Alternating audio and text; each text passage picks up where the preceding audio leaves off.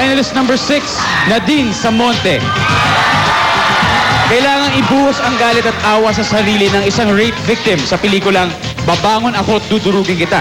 Sa tindi, tumagal kaya si Nadine Samonte? Hindi ko alam kung paano ko nalusutan ang mga eksenang ginawa ko. Pero ngayon, alam ko na kung bakit deserve ng mga malaking bituin ang mga titulo nila. Lumayas ka! Ay, nabi ako kasalanan! Loloko mo ako! Ay, nabi ako kasalanan! Loloko mo! Lumayas ka! Kung tumapatay ka kita! Asa na, nabi ako kasalanan. Ginhaso niya ako, wala ako kasalanan. Lumayas ka! Huwag ka nang babalik, baka mapatay na kita!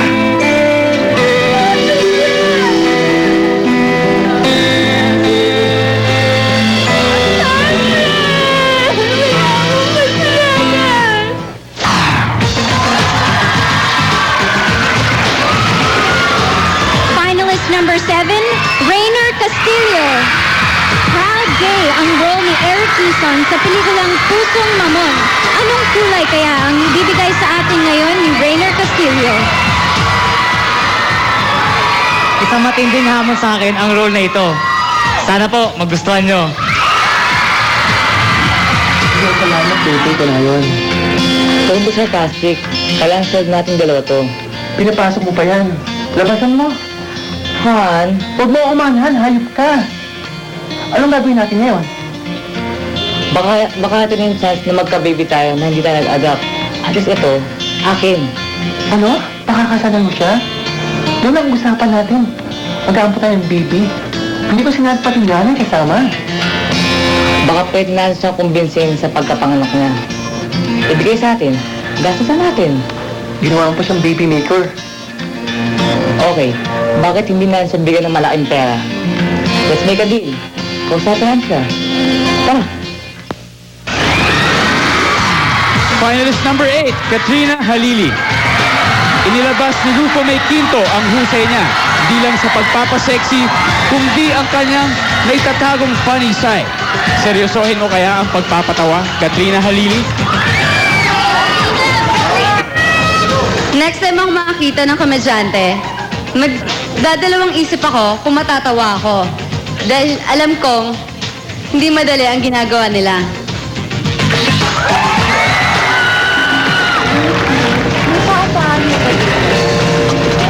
Hoy, isang mga borders dito at wala kaming paupahan babae. Kasi ang ibig ko sabihin, may bed space. Wala, puno na kami at hindi mo pa nakikita wanted male borders.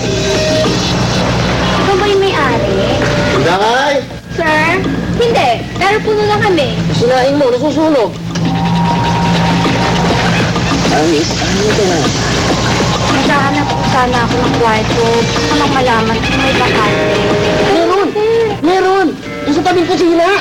Ano na doon? Yung doon nga sa tabing kusina eh! Ipasok ko yun ah! Sige na! Sige na!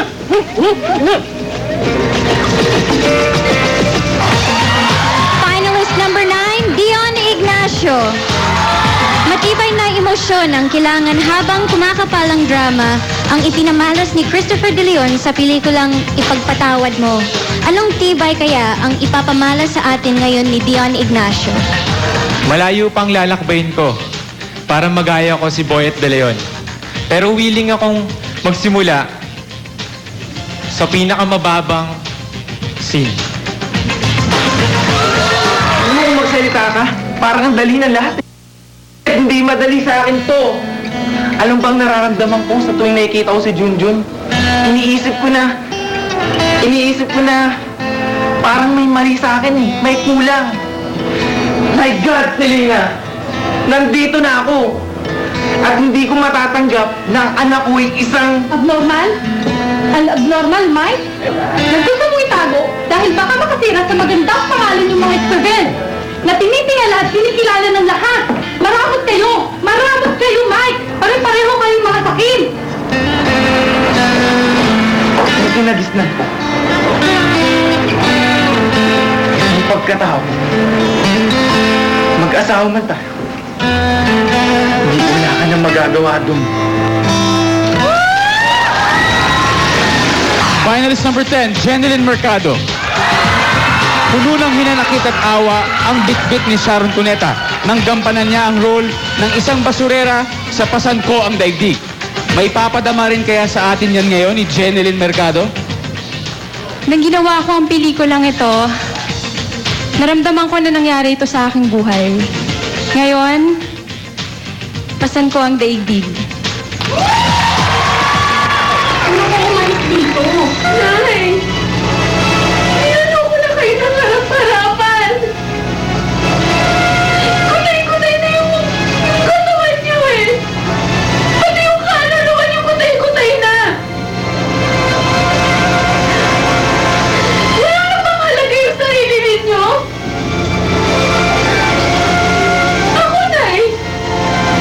Wala na bang halaga sa inyo, Nay? Gusto ko nang umalis dito!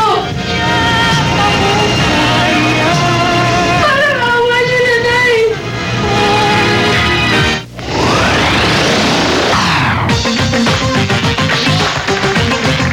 Sino-sino ang papalarin at sino naman ang magpapaalam? Huwag bibitiw. Dito lang sa Starstruck.